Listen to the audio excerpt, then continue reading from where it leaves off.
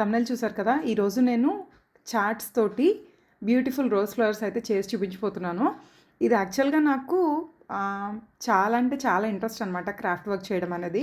నేను స్కూల్లో 5 years work చేసినప్పుడు నేను యాన్యువల్ డేకి కానీ లేకపోతే ఇంకా children's day celebrations, grandparents celebrations ఇవన్నీ ఉంటాయి కదా, వాటిల్లో యాక్చువల్గా నాదే మెయిన్ పార్ట్ అనమాట. నేనే బ్యాక్డ్రాప్ స్టేజ్ అది క్రియేట్ చేసేదాన్ని, చాలా అంటే చాలా వెరైటీగా. సో ఇది నేను స్కూల్లో జాయిన్ అయిన 3rd year అనుకుంటా, యాన్యువల్ డేకి బ్యాక్డ్రాప్ డెకరేట్ చేయాలి అంటే, సో నాకు వచ్చిన ఐడియా అనమాట ఇది. With colour charts rose flowers తయారు చేసి బ్యాక్డ్రాప్ మీద డెకరేట్ చేద్దాము అని. సో అప్పుడు నేను కంప్లీట్గా బ్లాక్ అండ్ రెడ్ కాంబినేషన్లో తీసుకున్నాను. సో నేను షార్ట్ ఒకటి అప్లోడ్ చేశాను, దాంట్లో కూడా నేను బ్లాక్ అండ్ రెడ్ యూస్ చేసి ఫ్లవర్ తయారు చేశాను. సో ఇక్కడ ఫస్ట్ ఆఫ్ ఆల్ మనం చార్ట్ మీద కావాల్సిన షేప్లో పెటల్స్ అయితే కట్ చేసుకోవాలి, డ్రా చేసుకుని. దాని తర్వాత ఇక్కడ నేను చూపించినట్టు సెంటర్లో కట్ చేసి ఆ 2 సైడ్ బై సైడ్ పెట్టి పిన్ చేసేయాలన్నమాట. అప్పుడు ఒక పెటల్ షేప్ అనేది ఫామ్ అవుతుంది. సో ఇక్కడ నేను అలాగే చేశాను చూడండి. ఇది ఎగ్జాక్ట్ మనకి ఫ్లవర్ షేప్ ఎలా అయితే ఉంటుందో అలాగే వస్తుంది అనమాట. ఇక చూడండి, నేను ఇక్కడ బేస్ తీసుకుంటున్నాను.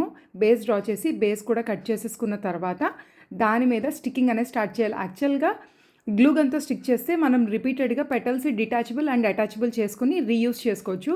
స్టాపిల్ ఎప్పుడైతే చేసామో సో అది ఇంకా హోల్స్ పడిపోతుంది అనమాట. స్టాపిల్ చేయొద్దు ఒకవేళ మీరు చేసుకునేట్టయితే. ఇలా నేను గ్లూ గన్ యూస్ చేశాను కాబట్టి గ్లూ గన్నే యూస్ చేసి చేసుకుంటే అటాచబుల్ అండ్ డిటాచబుల్ చేసుకుని మనమైతే రీయూస్ చేసుకోవచ్చు అనమాట. ఇక్కడ నేను పేస్ట్ చేస్తున్నాను చూసారా. సో అలా మనం యాక్చువల్గా అయితే సింగిల్ షేడ్లోనూ చేసుకోవచ్చు, ఇవి డ్యూయల్ షేడ్లో కూడా మనమైతే చేసుకోవచ్చు. ఇక్కడ నేను డ్యూయల్ షేడ్ చేస్తున్నాను. డ్యూయల్ షేడే యాక్చువల్గా అయితే బాగుంటుంది. యాక్చువల్గా నేను ఎల్లో అండ్ ఆరెంజ్ కలర్ చేద్దాం అనుకున్నాను, కానీ ఆరెంజ్ కలర్ షీట్ అయితే అవైలబుల్గా లేదు. అందుకని చెప్పని ప్రజెంట్ అవైలబుల్గా ఉన్న షీట్స్ తోటి అయితే మీకు చేసి చూపిస్తున్నాను. ఇక్కడ ఫ్లవర్ రెడీ అయిపోయింది చూసారా.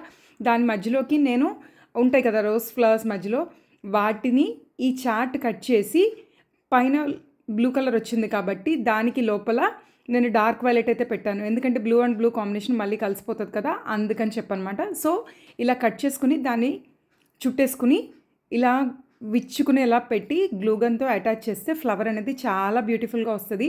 చూసారా కలర్ కాంబినేషన్ ఎంత బాగుందో. నిన్న చేసిన red flower and 2 blue flowers కూడా ఇక్కడ అటాచ్ చేశాను. ఒక్కసారి చూడండి ఎంత బ్యూటిఫుల్గా ఉన్నాయో. ఇందులో కలర్స్ కస్టమైజేషన్ కావాలన్నా అవైలబుల్గా ఉంది. నెంబర్ డిస్క్రిప్షన్లో ఇచ్చాను.